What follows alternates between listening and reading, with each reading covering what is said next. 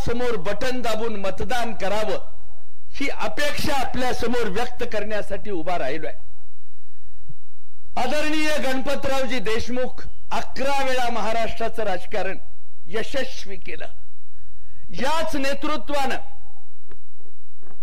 11 वेळा राजकारण करताना या सगळ्या पंचवार्षिक निवडणुका जिंकल्या। परंतु महाराष्ट्राच्या सभागृहात बोलताना दांडेकर, देऊसकर आणि देशमुख यांच्या कमिटीनं सांगितलेलं शेतकऱ्याच्या हिताचं राजकारण मान्य करा हे सांगत राहिले। 55 वर्ष गणपतरावनी हे सांगितलं, परंतु आपल्या लाडक्या आमदारांनी 6 वेळा निवडून गेल्यानंतर देखील बबनरावनी या पद्धतीचं राजकारण केलं नाही। तुम्ही सगळ्यांनी तळहातातल्या फोडासारखं त्यांना जतन केलं। सरीचा उभा राहिलेला ऊस जावा म्हणून तुम्ही त्याला ताकद दिली। त्याला आपण चिंचेचं पान समजून निवडून दिलं, पण तपासल्यानंतर लक्षात आलं की हे चिलाराचं पान निघालं। ज्यानं कधी चांगलं काम केलं नाही। 6 निवडणुका केल्या, प्रत्येक निवडणुकीला एक कारखाना वाढवला। 6 कारखाने केले, कधीच त्यांना ते जमलं नाही। पण मनोहर जोशीच्या काळात आंधळ्याला गबाळ गवसलं। सत्ताच अपक्षाच्या राजकारणात गुंतून गेली आणि हे म्हणल तेच खरं अशा प्रकारची भूमिका महाराष्ट्रात मांडली गेली। आणि मग बबनराव म्हणायला लागले, देवा शपथ 3 तमाशात काम केलं पण कुणाचं फट म्हणून घेतलं नाही।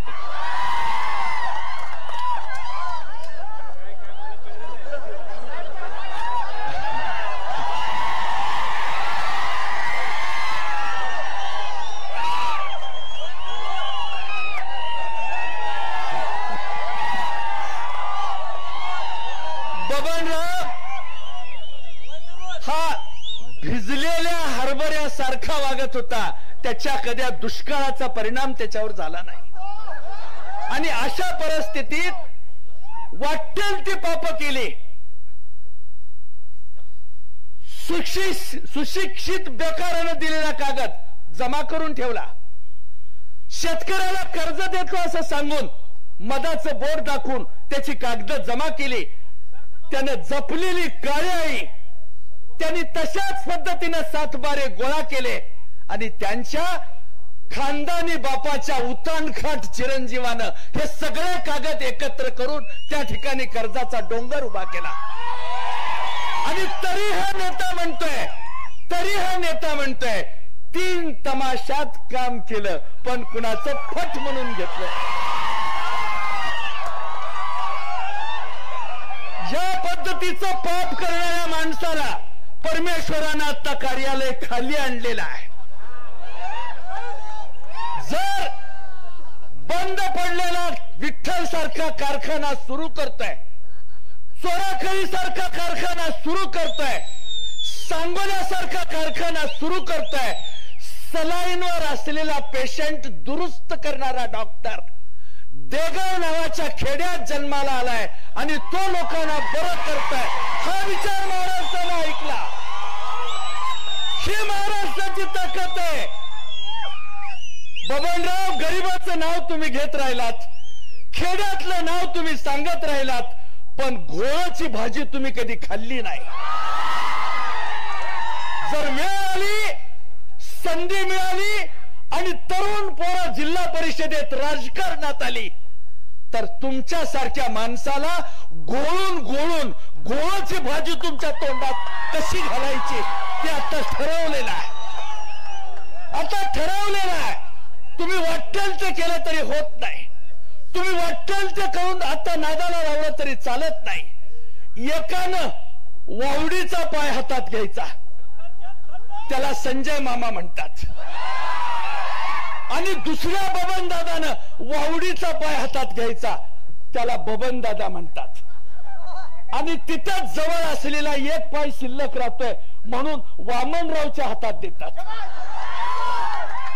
एक सज्जन माणूस त्याला बाप केला।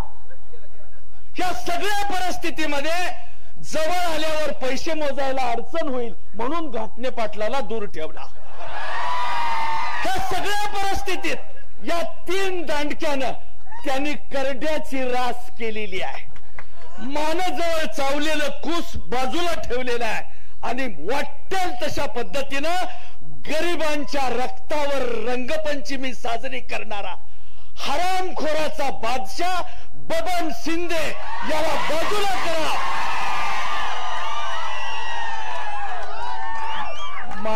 माझं घर केरसुनीचं असल्यामुळं मी साध्या भाषेत बोलतो, सांभाळून. मी जरी बबनराव इथं नसले तर ते माझे मित्र आहेत. केरसुनीचा काटा चुकून मोठ्या ढुंगणाला टोचलाच तर सांभाळून घे, सांभाळून. आज मुख्या जनावराला वैरण नाही म्हणून डोळ्यात पाणी आणून शेतकरी आपलं दुःख समजावून घेण्याचा प्रयत्न करताय. किलारीच्या भूकंपात काकाला लेकरू घेऊन थांबलेली आई आशाभूतपणानं शरदचंद्रजी पवार साहेबांच्याकडे पाहत होते आणि हाच या किलारीचा आजोबा आहे, आम्हाला सांभाळायला असं लोकांना सांगत होते. पहिल्यांदा अर्ध्या तासात कलेक्टर पोचला नाही. शारदेचा मुलगा शरद पवार किलारीच्या मैदानावर पोचला. भूकंप झाला अर्ध्या तासाच्या आत. आपल्या हेलिकॉप्टर मध्ये हातावर तव्यातली मोकळी डाळ खात तिथं आपला नेता पोचला आणि सगळी सोय सगळी व्यवस्था ठिकाणी केली. असं काम करणारा हा महाराष्ट्राचा लाडका नेता असताना या नेत्याला बेइज्जत करण्याचं कारस्थान कुणी केलं? जर काळी कोंबडी चोरून नेऊन जर तू बैठक करत असेल तर सदू आमच्याकडे आम्ही निवडणुकीसाठी फिरतोय, परंतु रस्त्यावर जाताना भाद्रपदातली कुत्री आम्हाला भेटतायत. त्याच्या नादानं तू बिघडला असेल किंवा तुझा जन्म तरी भाद्रपदातला असेल, त्यामुळे तू या पद्धतीने वागतोयस. यासाठी मी तुम्हाला हात जोडून विनंती करतो. अनेक प्रवाह आहेत, अनेक पद्धती आहेत. अशा परिस्थितीत स्वामीनिष्ठेचं राजकारण करीत अत्यंत सावधपणाने या सगळ्याला तोंड देत महाराष्ट्राचा सात्विक नेता, शेतकरी दिंडीत सामील होऊन शेतकऱ्यांची प्रश्न मांडणारा राजाराम बापूचा सुपुत्र यांच्या हातात आता सूत्र आलेली आहेत.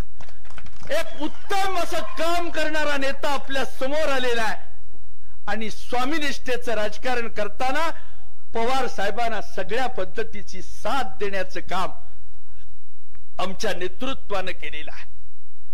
आमच्या जयंतराव पाटील साहेबांनी केलेला आहे. महाराष्ट्राच्या विधानसभेमध्ये 6 फूट उंचीचा तरुण पोरगा उभा राहिला आणि या सगळ्याला तोंड देत राहिला तर इंग्रजीतून, हिंदीतून, मराठीतून कुणाला कोणतं औषध पाहिजे ते देत सगळ्याची तोंड बंद करणारा एकमेव महाराष्ट्राच्या काँग्रेसचा, आपल्या राष्ट्रवादी काँग्रेसचा नेता उभा राहिला की यांची तोंड बंद व्हायची. एवढं चातुर्य या नेतृत्वाकडे आहे. आपण सगळेजण मिळून साथ देऊया. नियोजन असलेला नेता आपण सगळ्यांनी मिळून महाराष्ट्राच्या राजकारणात एकरूप होऊया. सर्वच माणसाला संधी देणारं राजकारण या निमित्तानं आपण करूया. अशा परिस्थितीत मोहनराव पाटलांच्या सावलीत देगावच्या मातीत तयार झालेलं पोरग जर महाराष्ट्राच्या राजकारणामध्ये काम करत असेल तर आपण सगळ्यांनी त्यांना साथ दिली पाहिजे अशी माझी अपेक्षा.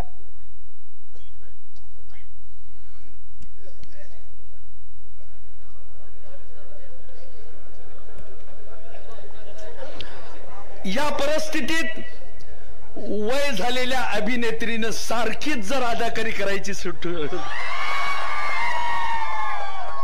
तर मधून पाणी प्यावं लागतं. मित्रांनो, गौतमी पाटलाच्या गर्दीला,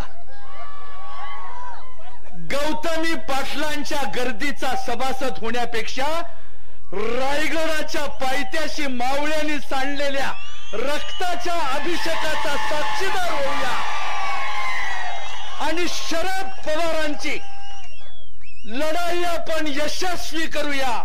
लाख गेले तरी लक्षावधी मिळतील, पण लाखाचा पोशिंदार आपण जगवला पाहिजे, आपण सांभाळला पाहिजे आणि या नेतृत्वाला साथ दिली पाहिजे. मी आपल्या सगळ्यांना कळकळीची विनंती करतो, पाया पडून आपल्या सगळ्यांना या निमित्तानं सांगू इच्छितो, ऊसाचं कांड गाळलं, लांबून आणलं, हेराफेरी केली, कुणाचा तरी हात ओला केला, साखर संकुलाला दाबलं आणि काम झालं आणि चंगळ झाली. असं राजकारण खूप दिवस टिकत नाही. तुझ्या अंगावरची बबन साल सोडल्याशिवाय हे राजकारण थांबत नाही. याचं कारण मी आपल्याला सांगतो. आज आपण सगळ्यांनी एकत्र येऊन आपल्या ऊसाला नीट भाव मिळाला पाहिजे. असं नुसतं आपण बोलत राहिलो. मोहनरावाचा पुतण्या नुसता बोलत राहिला नाही. देगाव सारख्या गावाचं नाव सांगत ऊसाला 3500 रुपयाचा भाव द्यावा लागतोय. ही भूमिका अभिजित पाटलांनी व्यक्त केली नाही, कृतीत आणलेली आहे. औदुंबर पाटलांची हिम्मत बांधून नवं राजकारण राज्याच्या समोर ठेवलेलं आहे. हा त्याचा आदर्श आहे, ही त्याची नीती तत्व आहेत. देतो म्हणला आणि आणतो म्हणलाय, देणं ना घेणं आणि कंदील लावून येणं, ही नीती त्यांनी कधी पाळली नाही. हे राजकारण त्यांनी आयुष्यात कधी केलं नाही. यासाठी मी आपल्याला विनंती करतो, काळ्या कोंबडीच्या चोरानं कशी बोंब मारायची आहे तशी मारू द्या, त्याला काय म्हणायचं आहे ते म्हणू द्या. पण आपल्या गावाकडे जर आला तर घाटणे पाटील त्याला काही करायची गरज नाही. एक 4-5 इंचू गोळा करून मानाच्या बाजूला मागच्या अंगीत जर सोडले तर त्याची वाढलेली दाढी कशी कमी करायची ते इंचू बरोबर ठरवतील. कबीराने सांगून ठेवलं याच्याबद्दल, या कोंबडी चोराबद्दल कबीर काय म्हणतायत, गले में कफनी सिर पर टोपी, कहता है मैं सिद्धा, सिद्धन की तो बात न जाने बालपनों का गद्दा. त्यावेळेला म्हणून ठेवलंय, कहत कबीरा सुनबई साधू, ये पद है निर्वाणी, ये पद की कोई करेगा निंदा, उसको नरक निशानी. बाळा, यापेक्षा अधिक बोलून लोकांचा वेळ घेऊ इच्छित नाही, पण सदा सदा लाजेलाही लाज वाटावी, नरकानेही आपल्या नाकाला पदर लावावा. इतकं पाप तू याच्यामध्ये केलेलं आहे, तुला देव देखील माफ करणार नाही. म्हणून मित्रांनो, एका मताच्या शिक्क्यात आपण त्याला सांगूया, काय बाईच्या, ज्या माणसाला बाई मधली आई कळली तो जिजाऊचा शिवबा झाला. ज्या माणसाला बाई मधली बहीण कळली, ज्या माणसाला बाई मधली बहीण कळली तो मुक्ताईचा ज्ञानदेव झाला. ज्याला बाई मधली प्रेयसी कळली, ज्याला बाई मधली पत्नी कळली